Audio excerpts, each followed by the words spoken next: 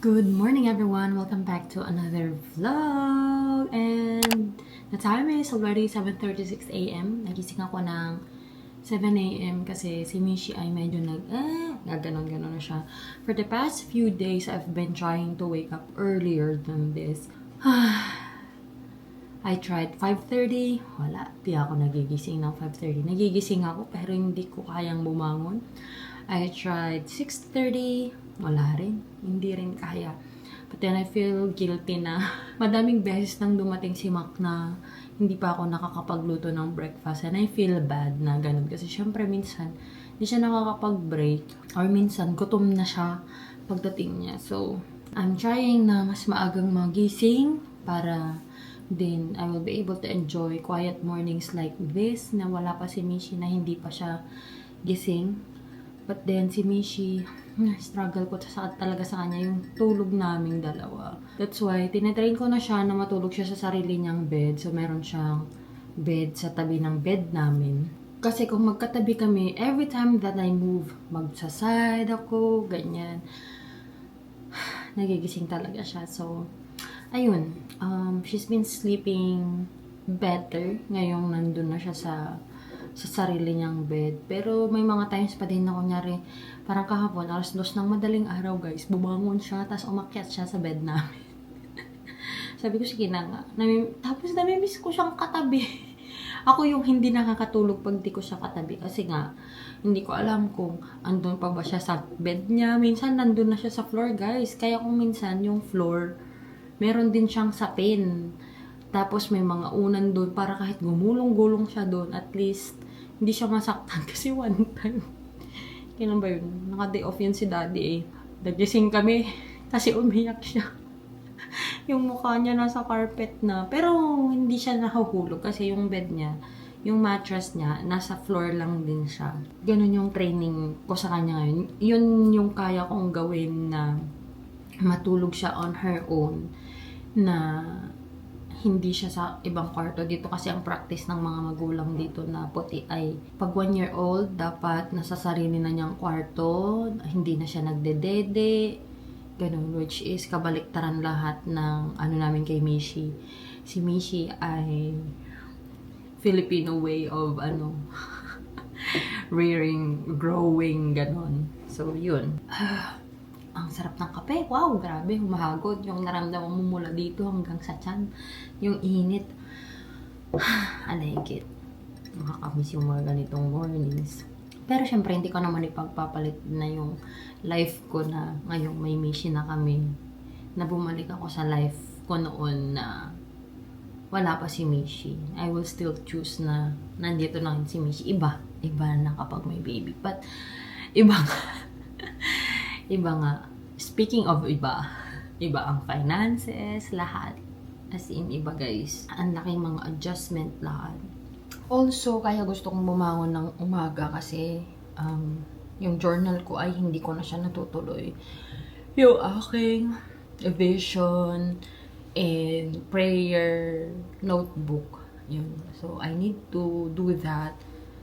Hindi ko na siya nagagawa ng ganitong early morning, ganun, or gabi. Minsan nagagawa ko siya tanghali na, which is, it defeats the purpose na maganda sana na quiet, meditation time, ganun. So, I'm just gonna wait for daddy as well. Pag malapit na siya, doon ako magluluto ng breakfast kasi yung breakfast namin today is scheduled as American breakfast. Waffle, egg, bacon. Turkey bacon ha. Waffle, egg, bacon, strawberry. Yun ang breakfast niya ngayon. Lulutuin ko lang yun kapag malapit na siya kasi hindi naman masarap yung waffle pag hindi na siya mainit. And also, we will talk about our finances kasi hindi ko alam kung by this time I should say this na dito sa vlog. But anyway, late naman na ma-upload for sure. Kasi merong job offer sa kanya. So, sabi ko, yung isang job offer, maganda din siya. Tapos ito, may interview na naman siya ngayong morning. Sabi ko, wag muna niyang replyan yung nauna. Ngayong morning, meron naman siyang interview. Dun sa preferred talaga namin. Preferred ko. So sabi ko, before you accept, kasi pinagpapray din naman namin to. Pinagpapray namin. Sabi ko, nung before nangyari tong mga interview, mga ganyan, ay Lord, if this is your will, please guide us kung saan man dapat kami mapunta, at saka guide us na hindi kami mabibitin sa finances namin, na sobra namang sacrifice na, oo nga maganda nga yung lugar, but magsasuffer naman yung financial aspect ng buhay namin. But kung ano yung will mo, Lord, sabi ko, kung kailangan matuto kami sa finances pa namin, dahil gusto mo kami isend doon, just do it. Na parang pinagpipray ko talaga. Pero kagabi, when I checked our budget, because I already did our annual budget for the month of April, ganyan, sabi ko, kailangan may certain amount na, kasi nga siya lang yung mag-work, ganun pa din yung plan, siya pa din ang mag-work, kasi nga ayaw pa rin namin ipa-daycare si Mishi. Dapat may certain amount ng pera, ng hourly niya, at saka yung net niya, na nabawas na doon yung pang 401k, pang health insurance namin, lahat ng tax, yun, na dapat pasok siya sa budget namin para hindi din kami mahirapan. Para at least we can still enjoy, hindi lang yung parang paycheck to paycheck yung buhay, ganun. Kasi kung dalawa sana kami mag-work, wala talaga sanang problema. Pero kung mag-isa lang siya in this season of our life, mas priority namin na alagaan ko muna si Mishi. Minsan sinasabi ko sa sarili ko na pwede na sigurong i-daycare si Mishi kasi gusto ko na rin mag-work. Kaso para akong nagigilty na kaya pa naman ng finances, bakit may papa-daycare? Tapos hindi ko makikita yung milestone ni Mishi, ganyan. Buti sana kung yung nag-aalaga is nandito lang sa bahay, and then whenever we come home, nandito siya. Or kung sana work from home ako, tapos may nanny siya dito, just like the setup of other moms in the Philippines, then probably we can both work. Pero yun. Speaking of finances, meron parang nagtanong sa akin dati, I think that was 4 months ago, na tinanong niya, "Hi ma'am," ito si Mr. Vlogs 6588. Si YouTube kasi nilalagyan na niya ng mga number yung mga username. Sabi niya, "Hi ma'am, ask ko lang po, si husband niyo lang po ba working now or back to work na din po kayo? Will be moving to North Dakota naman daw kasi next year. And we are also a family of 3 din, at baka ako lang din muna ang mag-work." So, North Dakota is dyan lang naman sa northern part ng South Dakota. So, I guess na parang niya na nasa North Dakota kami instead of South Dakota. Tapos, meron din akong laging nakakausap sa Instagram, si Miss Ray. Ayan. Parang napag-usapan namin yung pag-move sa ibang state, and mga cost of living, mga ganyan. So, yun. Iba-iba kasi talaga yung budget namin every month. It depends on what we need. Like, for example, kung meron kami, like for this month, mas malaki yung mga medical and dental bills namin na mangyayari. Kaya I budgeted more than the usual. Pero next month, hindi naman siya ganun kalaki. So, papakita ko lang sa inyo yung ganun na mga expenses namin aside sa mga pinag-iipunan namin. So, budget lang yung ipapakita ko para may idea kayo if you want to move here. Kasi ang alam ko, madaming mga Filipinos talagang pumupunta dito. Kasi Sanford is hiring a lot of nurses. Anyway, before I go on with my day, mag-journal muna ako kasi anong oras na? Malapit nang 8. By 8:30 dapat nagluluto na ako kasi malapit na si Daddy. Nakita ko, nag-on na po yung aming sasakyan. Tingnan ko, is he driving already? Yep, nag-drive na si Daddy. He is already. He's still 1 hour and 5 minutes away. Feeling ko nasa Iowa Park pa siya kasi 65 lang dun yung speed limit. Pag dito kasi sa South Dakota, 80 sa interstate. So, pwede ka pang mag-85. Oops. Hindi nyo yan narinig sa akin, ha? Ayan. Be safe po sa pagdadrive.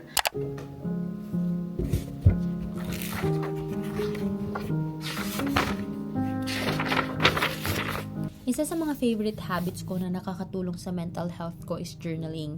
Dito ko kasi nailalabas lahat ng thoughts ko na tahimik lang, honest at walang pressure, wala ring judgment. Nag-journal ako ng prayers ko, hopes and wishes, pati na rin mga plano ko sa buhay. Mas naiintindihan ko yung mga bagay-bagay kapag nasusulat ko siya. I'm a visual person kasi, so mas nagiging clear lahat pag nakikita ko in writing. Minsan gumagawa rin ako ng tinatawag kong brain dump. As in, sulat lang ng sulat, kahit anong nasa isip ko, walang format, walang edit. Basta ilabas lang lahat ng naiisip. Journaling is my little ritual na tumutulong sa akin magstay grounded. Kung di mo pa na-try, try mo rin minsan, baka magulat ka sa gaan ng pakiramdam mo pagkatapos.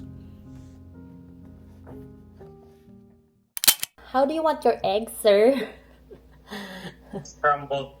Scrambled, ilang eggs? Dalawa. Tas bacon, ilang bacon?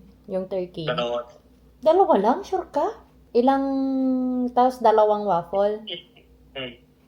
Tapos, strawberry. Hirap maging ang hirap maging role model sa anak ko. Sige, lulutuin ko na lang kapag malapit ka na. Kasi hindi na masarap yung hindi na masarap yung waffle. Ay, sige, magluto na ako ng egg tsaka ng bacon. Hindi na kasi masarap yung waffle mamaya kapag hindi na siya mainit. Sige, girl. Sige, bye-bye. Ingat ka. Love you. Bye. Bye-bye. Love you.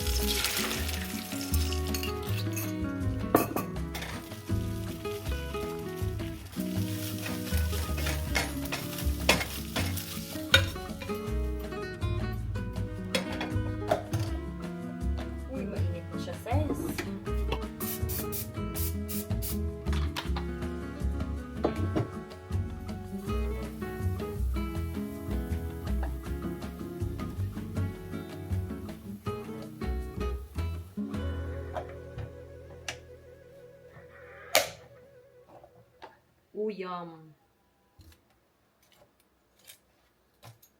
Wow.